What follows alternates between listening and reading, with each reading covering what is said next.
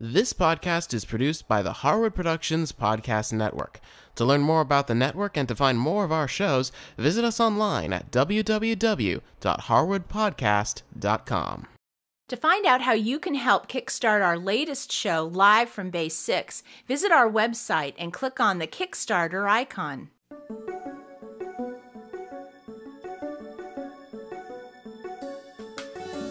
Hi, I'm Helene Woods, and this is Let's Quilt, episode number 22.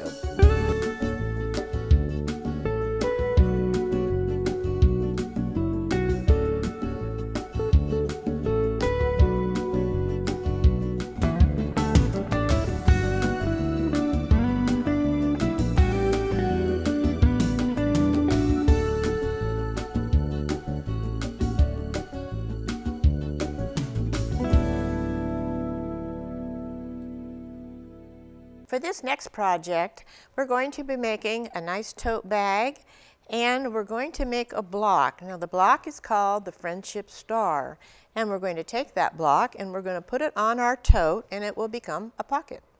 I'd like to talk to you a moment about the yardage that you're going to be using for your block. Now, we had spoken earlier about the sizes of the patterns that you have, and there again, this block is pretty small, and the pieces are very small, 1.5 inches. So I chose fabric that had a small pattern in it. You can see the yellow here has just little tiny images. The fusion here, this is fusion, and this is a little bit larger, but it's very muted. The green is a mottled green, so it's not just one solid color. I've got darker greens in here too. And there again in the lining and the part here we use in the star. These are little tiny patterns, and I think that would be the best for you to look for when you go to shopping for your fabric. When you go out to buy your fabric for your block, be sure that you incorporate one of those colors that you can use in your tote itself. Now I chose the blue because it's going to get the most wear and tear, and then I use the beige on the inside for my lining, so when I have things inside the tote I would be able to see them. Let's talk a minute about the yardage chart, and I'm going to go over this very slowly with you, but the yardage chart itself will be on our website. Now the biggest amount of fabric that you're going to have to buy is just 3/4 of a yard, and that will be for the tote and the straps.